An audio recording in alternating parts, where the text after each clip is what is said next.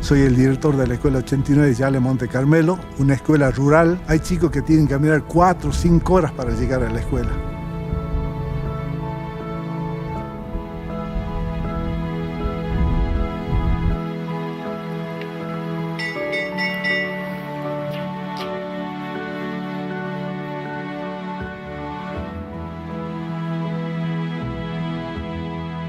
Venía un maestro un año, venía un maestro otro año y se iban y volvían. Nunca había continuidad en el trabajo. Si yo logro esa continuidad, en unas de esas, el día de mañana, logro que estos chicos lleguen a la edad escolar con la edad normal. Y yo creo que en estos momentos se logró eso. Aquí podemos venir no solamente a enseñar con la palabra, sino también con el ejemplo. Y el ejemplo enseña más. Y aquí colaboramos, es decir, somos un poquito de todo. Somos maestros en la hora de enseñar, somos algunas veces enfermeros. La carrera del docente es la más gratificante, porque allí nomás puedes ver los logros.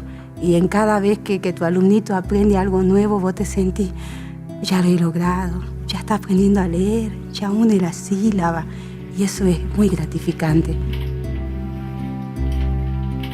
Bueno, yo siento amor por mi trabajo. Lo hago con muchas ganas, muchas ganas. Y eso yo creo que es lo que me tiene aquí. Tratamos de enseñar desde chiquitito que ellos pueden cambiar una realidad que ahora está ya tan visible que dentro de poco, como yo le digo a mis alumnitos, dentro de poco ya no va a quedar nadie aquí. Y si no luchamos nosotros por nuestros lugares, ¿quién lo va a venir a hacer? Es lo que yo le digo a ellos, que se unan y que puedan lograr progreso, que unidos se puede lograr muchas cosas lindas para la comunidad.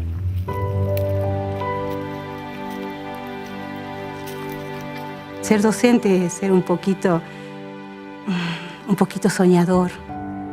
Y nos gusta soñar con cambios, al menos a mí. Yo creo que a todos nos gustan los cambios. Ser parte de ese cambio es un orgullo.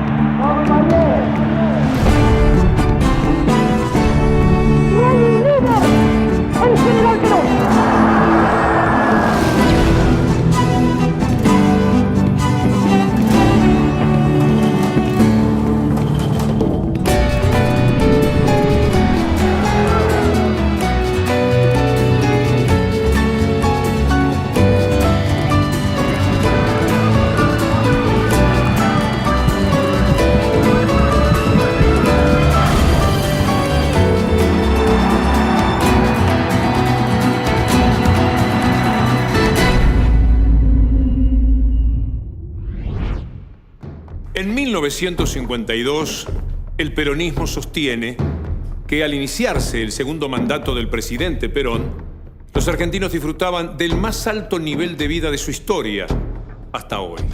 Todos los servicios públicos, los recursos naturales, los puertos, el comercio exterior y más de la mitad de la economía eran propiedad de los argentinos y se encontraban administrados por el Estado Nacional. La Argentina había ingresado en la era industrial y producía tractores, aviones, barcos, tanques, automóviles, locomotoras, y se desarrollaba la investigación en materia nuclear. Se construían diques, represas, se concretaban las bases para el desarrollo de la industria pesada. El país, recuerdan, poseía el segundo Producto Bruto Interno por habitante del mundo, y los trabajadores gozaban de un sistema de distribución de la riqueza y de beneficios sociales único para la época.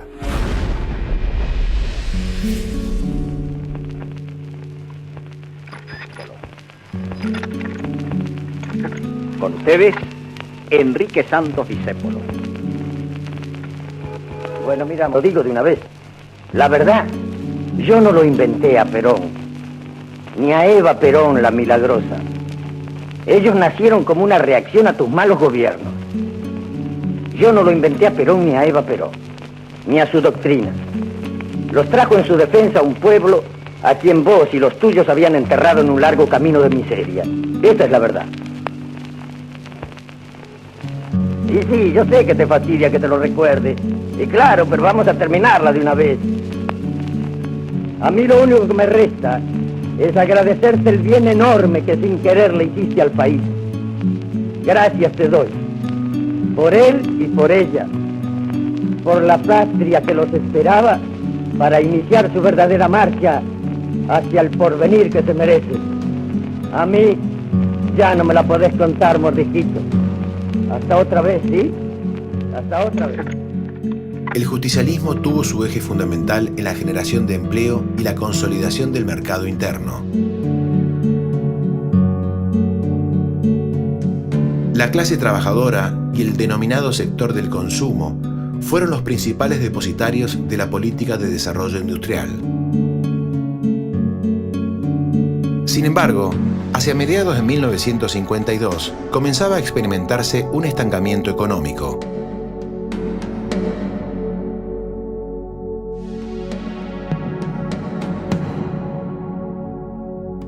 La coyuntura económica mundial había cambiado desde el inicio de la gestión. Los precios de las materias primas se habían desplomado, alterando bruscamente los términos del intercambio comercial con el exterior. Estados Unidos, regulador político de las relaciones entre América y Europa, percibía a la Argentina como una amenaza por tratarse de un país que exportaba las mismas materias primas. Frente a esta perspectiva, el gobierno puso en marcha un segundo plan quinquenal.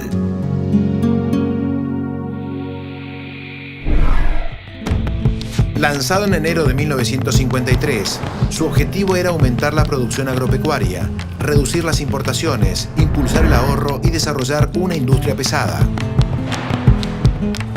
El Estado se haría cargo del comercio exterior, vendiendo los saldos exportables de la producción nacional y comprando los combustibles, materias primas y bienes de capital necesarios para el desarrollo agropecuario, industrial y minero.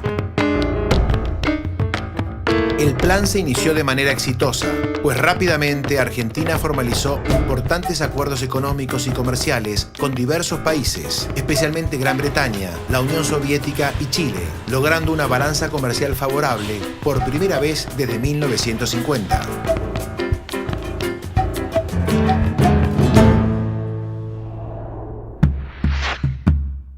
Mientras tanto, en el mercado interno la crisis se volvía un elemento cotidiano.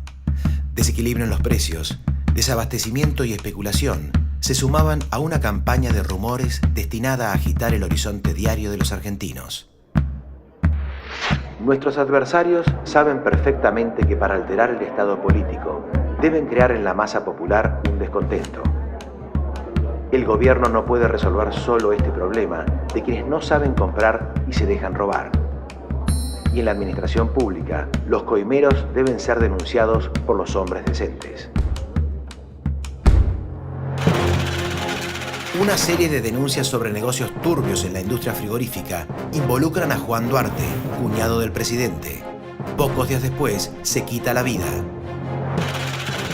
El Poder Ejecutivo instaura medidas para regular el costo de vida. Se racionaliza la venta de combustibles. Se decreta la venta obligatoria de harina de trigo. Se fijan precios máximos para la carne y los artículos de primera necesidad. Hace pocos días dije al pueblo de la República de que nos pusiéramos a trabajar. Pocos días después, durante un acto organizado por la CGT contra los aumentos de precios, la situación alcanza una gravedad inédita. El que no quiere molestarse en nada, dice que el gobierno haga bajar los precios. El discurso del presidente de la Nación es interrumpido por un atentado. ¿Quiere robar? Díselo. Compañeros. El estallido de una bomba en plena Plaza de Mayo ocasiona grandes destrozos, muertos y heridos. Parece que hoy se han sentido más rumorosos queriéndonos colocar una bomba.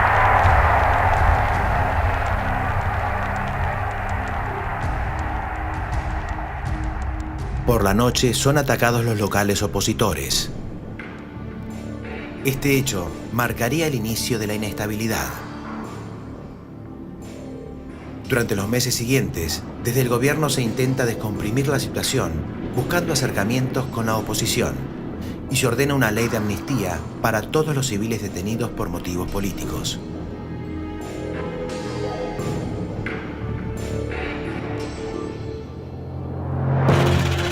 El 25 de abril se realizan elecciones para cubrir el cargo de vicepresidente, vacante debido a la muerte de Juan Hortensio Quijano.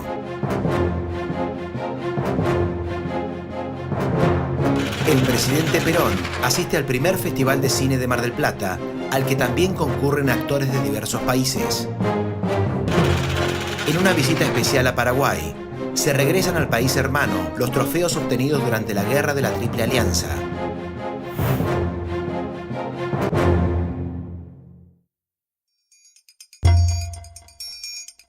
A pesar de los esfuerzos por mantener la economía equilibrada, pronto se hizo evidente que las metas propuestas en procura del desarrollo de una industria pesada no serían factibles.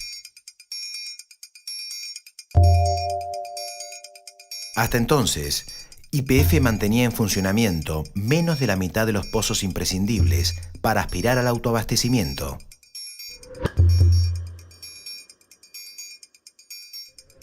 Por tanto, en mayo de ese año, se inició una tratativa para concesionar a la Compañía California Argentina de Petróleo un área de explotación en la provincia de Santa Cruz. El 30 de septiembre de 1955, vencía el plazo para su aprobación por el Congreso. Nunca llegaría a concretarse. Al celebrarse la 10ª Conferencia de Cancilleres en Caracas en 1954, las relaciones con los Estados Unidos se encontraban congeladas.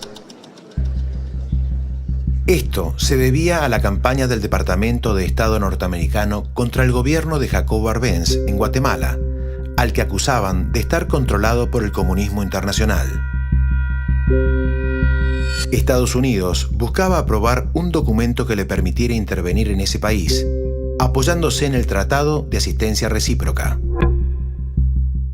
La delegación argentina se opuso, enfatizando el principio de autodeterminación de los pueblos y subrayando que cualquier expansión de ideologías de izquierda eran fruto del atraso y la pobreza de la región.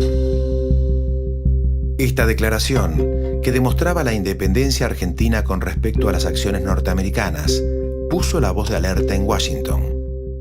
Para la visión hegemónica de la diplomacia estadounidense, Argentina resultaba irreductible y había pasado de ser una dictadura fascista a un bastión del comunismo en menos de una década.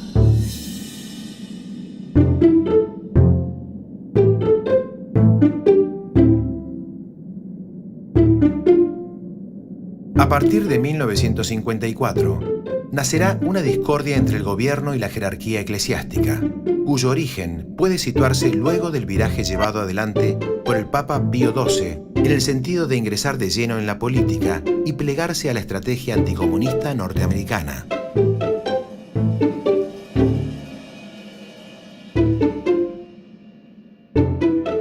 El lanzamiento del Partido Demócrata Cristiano provocó roces en todo el mundo y lo mismo sucedió en Argentina.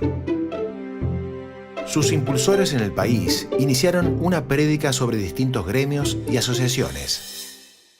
La Acción Católica Argentina inició la prédica contra las actividades de la Unión de Estudiantes Secundarios, a la que se acusaba de adoctrinar a los adolescentes.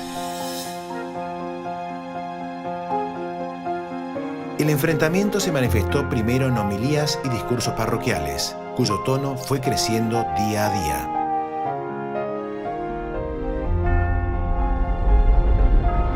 Pero la explosión de estas relaciones se produciría en el mes de noviembre de 1954, en una reunión llevada a cabo en la Quinta de Olivos, donde el presidente Perón realizó declaraciones. Hay quienes dicen que debe elegirse entre Cristo o Perón. Yo nunca he tenido conflictos con Cristo. Lo que trato es, precisamente, de defender la doctrina que a través de 2000 años algunos han tratado de destruir. En poco tiempo, la ofensiva creció y la jerarquía eclesiástica se convirtió en núcleo de la oposición. Sectores de las Fuerzas Armadas, nacionalistas e independientes confluyeron también a su alrededor. El gobierno lanza una batería de leyes que mengúan el poder de la Iglesia Católica y sus prerrogativas en el país. Se celebra un nuevo Congreso de la Productividad y el Bienestar, llamando a remover obstáculos e impulsar el aumento de la producción.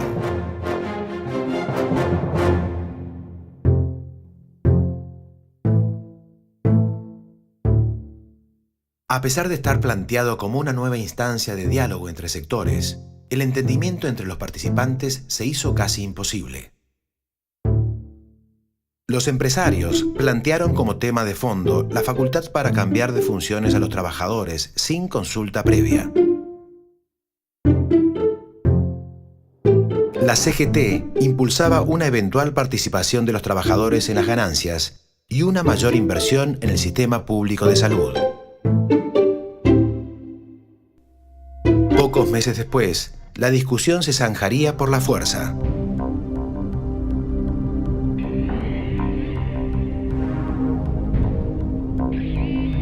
Un grupo golpista, liderado desde la base naval de Puerto Belgrano, buscaba desde principios de 1955 el apoyo de los generales Eduardo Lonardi y Pedro Eugenio Aramburu.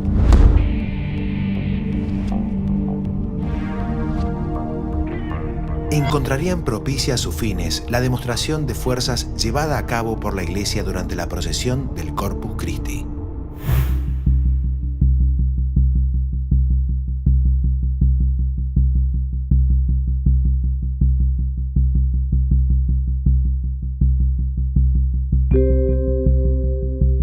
La manifestación reunió 250.000 personas y se desplazó desde la catedral al Congreso.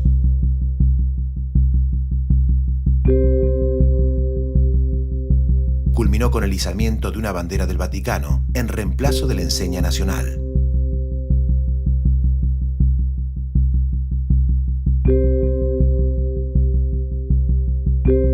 En un clima de mucha tensión y en medio de frecuentes altercados callejeros entre partidarios y enemigos del gobierno, se produjo la expulsión del país, 2 días más tarde, de los obispos Manuel Tato y Ramón Novoa. Mientras ocurrían estos hechos, el contraalmirante Toranzo Calderón fue advertido por el Servicio de Inteligencia Naval de que su condición de jefe de los conspiradores había sido descubierta.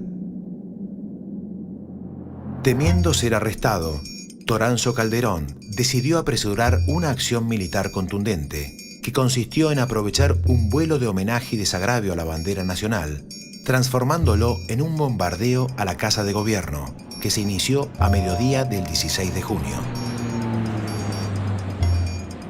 Los aviones llevaban inscripta la leyenda «Cristo vence».